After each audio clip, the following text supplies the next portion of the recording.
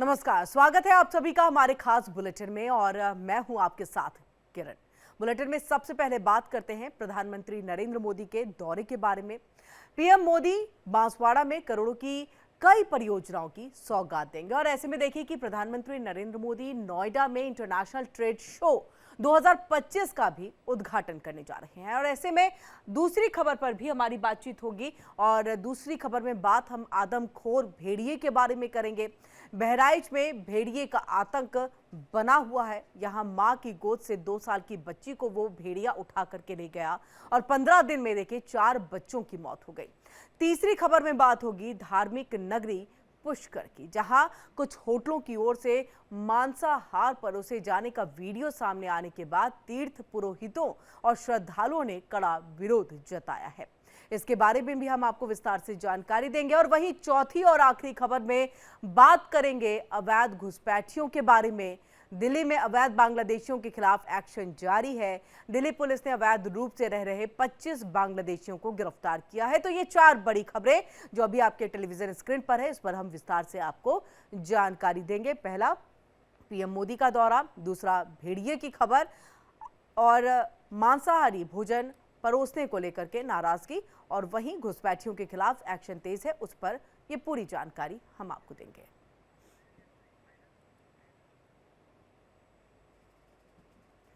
और चलिए पहली बड़ी खबर पर नजर डाल लेते हैं। प्रधानमंत्री नरेंद्र मोदी आज उत्तर प्रदेश और राजस्थान के दौरे पर हैं। पीएम आज उत्तर प्रदेश के ग्रेटर नोएडा में इंटरनेशनल ट्रेड शो का उद्घाटन करेंगे और देखिए इसके बाद प्रधानमंत्री राजस्थान के बांसवाड़ा में जाएंगे, जहां पर वो कई सारी विकास परियोजनाओं की सौगात देंगे। करीब देख लीजिए 1,22,000 करोड़ रुपए की परियोजनाओं का ये शिलान्यास और उद्घाटन होगा। इनमें 2,800 मेगावाट की माही बांसवाड़ा न्यूक्लियर पावर प्रोजेक्ट की आधारशिला रखना शामिल है और वहीं प्रधानमंत्री सौर और विद्युत परियोजनाओं का भी उद्घाटन और शिलान्यास करेंगे। इसी के साथ भरतपुर शहर में फ्लाईओवर, बानस नदी पर एक पुल और 116 अटल प्रगति पथ परियोजना का शिलान्यास होगा। भरतपुर में 250 बेड वाले अस्पताल का भी उद्घाटन किया जाएगा। रेल संपर्क को बढ़ावा देने के लिए 2 वंदे भारत समेत 3 ट्रेनों को हरी झंडी दिखाई जाएगी। इनमें जोधपुर से दिल्ली कैंट और बीकानेर से दिल्ली कैंट के बीच में वंदे भारत ट्रेन शामिल है।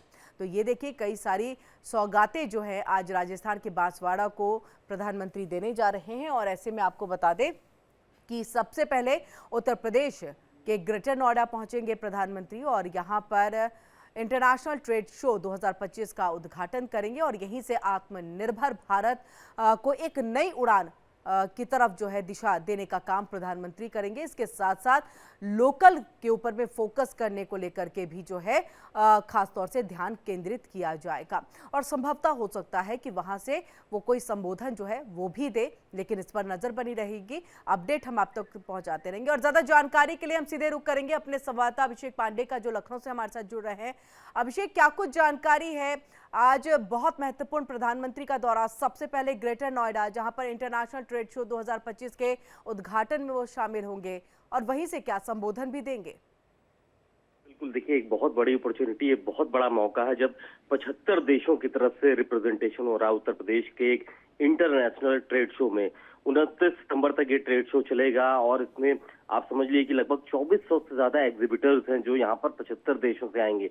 यानी एक तरह से एक बड़ा बुके तैयार हुआ है इंटरनेशनल ट्रेड शो के लिए, जहाँ पर लोग अपने आप को एक्सपोज और एक्सप्रेस कर पाएंगे।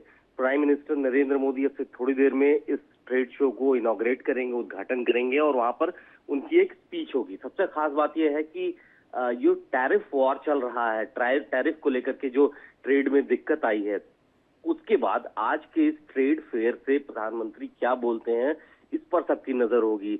75 देशों का इसमें रिप्रेजेंटेशन हो रहा है, तो ऐसे में 75 नए रूट्स तैयार हो रहे हैं बिजनेस के। नई नई जो चीजें हैं इस ट्रेड शो में लोग लाएंगे, दिखाएंगे, एग्जीबिशन में रखेंगे और उसके बाद एक नया रूट तैयार होगा कि जब लोग ट्रेड के लिए आगे बढ़ेंगे, एक्सपोर्ट और इंपोर्ट पर बातें होंगी। तो ऐसी बहुत सारी बातें हैं जो आज प्राइम मिनिस्टर के मुंह से सुनने को मिल सकती हैं कि ट्रेड को लेकर के क्या सोचा जा रहा है। यूपी एक ग्रोथ इंजन के तौर पर देखा जाता है इस देश की तरक्की में। तो ऐसे में यूपी का जो ये रोल है, जहां पर आज ग्रेटर नोएडा में ये एग्जीबिशन हो रहा है, इसके बाद यूपी को और शोकेस किया जाएगा। एक्सपोर्ट इंपोर्ट जो तमाम ऐसे जो ट्रेड डील्स है उसमें यूपी क्या सोचता है, यूपी की कितनी भागीदारी है, इसको लेकर के भी सबकी नजरें रहेंगी। तो ये बेहद ही खास होने वाला है, बेहद बिल्कुल। इंटरेस्टिंग होगा कि अभिषेक, प्राइम तकरीबन मिनिस्टर यहाँ कितने से बजे क्या डिलीवर करते प्रधानमंत्री हैं। पहुंचेंगे, इस बारे में जानकारी, शेड्यूल क्या है? देखिए 9:30 का टाइम इसमें रखा गया है, जब प्राइम मिनिस्टर इस एग्जीबिशन सेंटर में पहुंचेंगे और यहाँ पर इनॉग्रेट करेंगे। उनकी स्पीच का भी एक समय रखा गया है कि वो डेलीगेट से मिलेंगे, जो 75 देशों के जो डेलीगेट्स हैं, जो यहाँ पर अपने आप को जिन्होंने एग्जीबिटर्स के तौर पर आए हैं, विजिटर्स के तौर पर आए हैं, तो उनसे भी बात करेंगे। और ऐसे में 9:30 बजे किया गया है जब वो इस ट्रेड फेयर में आएंगे और इसको इनॉग्रेट करेंगे। जी बिल्कुल। अभिषेक, जो बात आप भी लगातार कर रहे हैं कि आज बहुत बेहतरीन मौका है जब लोकल, जिस पे फोकस करने की बात, उसके लिए वोकल होने की बात प्रधानमंत्री लगातार अलग अलग मंचों से कहते हैं। और देखिए, अभी कुछ दिन पहले जब दौरे पे थे तो उन्होंने ये कहा था कि हर मर्ज की एक दवा है और वो है आत्मनिर्भर भारत का बनना। और देखिए, शायद आत्मनिर्भर भारत के लिए एक नई राह दिखाते हुए भी यहाँ से प्रधानमंत्री दिखाई देंगे, जहां बाकी देशों के लोग अपनी चीजों को यहाँ पर दिखाएंगे, प्रदर्शित करेंगे, वहीं भारत के लिए भी बेहतरीन मौका कि इसी मंच से जो है वो अपने भी सामान, अपनी लोकल चीजों को, जो यहाँ बनी चीजें हैं, उनको भी प्रदर्शित करे। जी हाँ, बिल्कुल, एब्सोल्युटली करेक्ट। आप देखिए कि जो लोकल चीजों के लिए वोकल होने की बात कही जा रही है, स्वदेशी, और खासतौर पर जो जीएसटी रिफॉर्म के बाद जो जेन नेक्स्ट जो जीएसटी जिसको लेकर के एक अभियान चल रहा है, ये आप देखिए सारी चीजें पैरेलल चल रही हैं। जीएसटी रिफॉर्म के जरिए लोगों को एक नई दिशा दी गई है, बिजनेस को एक नया डायमेंशन मिला है। ट्रेड डील जो टैरिफ वॉर चल रहा था उससे जो दिक्कतें आई थी, दो चीजों ने संभाला है। एक तो जो जीएसटी, आप देखिए बाजार में हलचल बढ़ी है, खरीदारी बढ़ी है, तो ऐसे में मनी रोटेशन बढ़ा है, तो ऐसे में इकोनॉमी बूस्ट हो रही है। दूसरा, जो इस तरीके का जो स्वदेशी मूवमेंट शुरू कर दिया है प्रधानमंत्री ने, जिसकी बातें शुरू हो गई हैं। यूपी एक बड़ा सेंटर है, $5 ट्रिलियन की जो इकोनॉमी की बात कही जा रही है, यूपी अकेले उसमें से $1 ट्रिलियन इकोनॉमी अचीव करने की बात कर रहा है। तो ऐसे में यूपी की जो पॉलिसीज हैं, ODOP, one district one product, या फिर जो तमाम मैन्युफैक्चरिंग यूनिट्स हैं, हब्स हैं, नोएडा, ग्रेटर नोएडा, एनसीआर में जहां पर उत्तर प्रदेश की भागीदारी है, इसको लेकर के भी चर्चा हो रही है। तो ये बेहद खास है जब लोकल वोकल फॉर लोकल की बात की जा रही है, जीएसटी रिफॉर्म की बात की जा रही है। इन तमाम चीजों ने मिलकर के एक तरीके से बूस्टअप दिया है इकोनॉमी को। बिल्कुल बूस्ट किया है और उत्तर प्रदेश उसमें एक अहम भूमिका निभाता हुआ। बहुत बहुत शुक्रिया पूरी जानकारी अभिषेक हम तक यहाँ पर पहुंचाने के लिए। नजर बनाए रखिएगा, अपडेट के लिए वापस लौटेंगे। और ऐसे में चलिए खबरों में आगे बढ़ते हैं और बात हम घुसपैठियों की करेंगे, क्योंकि घुसपैठियों के खिलाफ लगातार एक्शन तेज है। आपने देखा है कि किस तरह से जो दिल्ली में पुलिस है वो अवैध प्रवासियों पर हो रही कार्रवाई में एक और इजाफा यहां पर कर रही है। दिल्ली पुलिस के दक्षिण पूर्व जिले की अगर हम बात कर ले तो यहां पर अभियान चला करके 25 अवैध बांग्लादेशी प्रवासियों को पकड़ा गया है। एडिशनल डीसीपी ऐश्वर्या शर्मा ने मीडिया को जानकारी देते हुए ये बताया कि इन सभी को पहचान संबंधी दस्तावेज ना होने और अवैध रूप से दिल्ली में रहने के आरोप में हिरासत में लिया गया है। कुछ दिन पहले ही देखिए दक्षिण पश्चिम जिले के ऑपरेशन सेल ने भी दिल्ली से 2 बांग्लादेशी नागरिकों को पकड़ा था और उनकी पहचान शिशिर, ह्यूबर्ट, रोजारियो और तौहीदुर रहमान के रूप में हुई है। अब ऐसे में देखिए कि दोनों ही 2014 से बिना वैध दस्तावेजों के भारत में रह रहे थे और इसी को लेकर के देखिए लगातार दिल्ली पुलिस की तरफ से एक्शन तेज है। इससे पहले भी हमने देखा है कि किस तरह से बांग्लादेशी रोहिंग्या जो कि वैध तरीके से नहीं अवैध तरीके से भारत में रह रहे हैं, उन पर कार्रवाई की गई, उनको डिटेन किया गया और उसके बाद उनको उनके देश भेजने की पूरी प्रक्रिया जो है वो अपनाई गई थी। देखिए बांग्लादेश सरकार उन्हें अपनाने से भी गुरेज कर रही थी, लेकिन भारत सरकार ने जब प्रेशर दिया कि आप अपने नागरिकों को अपने देश, अपने वतन में बुलाइए, रखिए उन्हें वहां पर, भारत नहीं रखेगा, तब उसके बाद बांग्लादेश ने अपने दरवाजे इन रोहिंग्याज और बांग्लादेशियों के लिए खोल दिया था, जिनको भारत ने पहले पकड़ा था। यानी कि पुलिस की तरफ से यह एक्शन तेज कर दिया गया था। और इसी तरफ देखिए कि दिल्ली के अंदर में अभी फिलहाल 25 अवैध बांग्लादेशी नागरिक जो हैं वो पकड़े गए हैं और ऐसे में आपको ये हम बताएं कि दिल्ली पुलिस की ये बड़ी कार्रवाई है और कार्रवाई लगातार धीरे धीरे आगे बढ़ती हुई और ये कार्रवाई बहुत बड़े पैमाने पर हो रही है और 25 अवैध बांग्लादेशी प्रवासी जो है पकड़े गए हैं। एडिशनल डीसीपी ऐश्वर्या शर्मा ने मीडिया को जानकारी दी, ये बताया कि सभी की जो पहचान है वो से संबंधित जो दस्तावेज होते हैं वो इनके पास में मौजूद नहीं है, वो इनके पास नहीं। ऐसे में समझिए कि ये अवैध रूप से दिल्ली में 2014 से रह रहे हैं और 2014 से रहने वाले अवैध तरीके से जो लोग हैं, क्या वो किसी भी जो संदिग्ध गतिविधि है उसमें सम्मिलित नहीं थे? ये भी कई सारे सवाल जो है उसके बाद खड़े होने लगे हैं।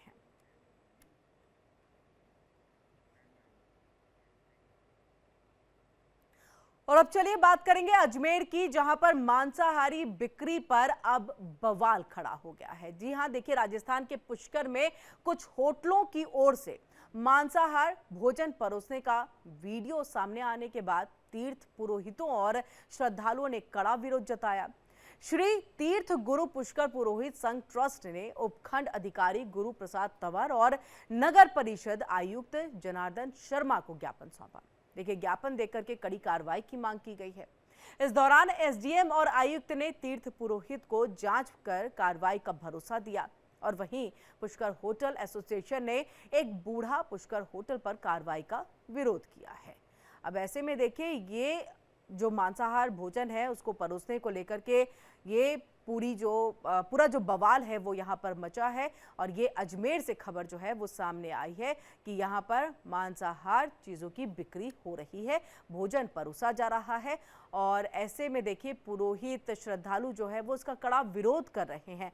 श्री तीर्थ गुरु पुष्कर पुरोहित संघ ट्रस्ट ने उपखंड अधिकारी गुरु प्रसाद तंवर और नगर परिषद आयुक्त जनार्दन शर्मा को ज्ञापन सौंपा। देखिए, ज्ञापन देकर के बड़ी और कड़ी कार्रवाई की यहाँ पर मांग की गई है और इस दौरान एसडीएम और आयुक्त ने तीर्थ पुरोहितों को जो है जांच प्रॉपर वे में होगी इसका भरोसा दिया है, आश्वासन दिया है। और वहीं देखिए कि पुष्कर होटल एसोसिएशन ने एक बूढ़ा पुष्कर होटल पर कार्रवाई का विरोध किया है। ये पुष्कर होटल की तरफ से जो है विरोध दर्ज कराया गया कि आखिरकार इस तरह की कार्रवाई क्यों नहीं हो रही है। लेकिन समझिए कि नवरात्र का महीना है, दुर्गा पूजा का वक्त चल रहा है, ऐसे में राजस्थान में उसके अजमेर में ये खबर सामने आती है कि यहाँ पर मांसाहारी भोजन जो है वो परोसा जा रहा है और उसी को लेकर के ये पूरी नाराजगी है।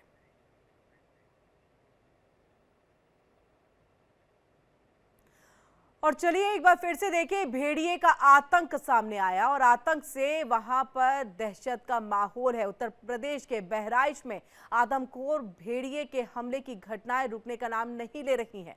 बीते अगर 15 दिनों की हम बात कर ले तो भेड़िए ने 4 मासूम बच्चों को अपना शिकार बना लिया।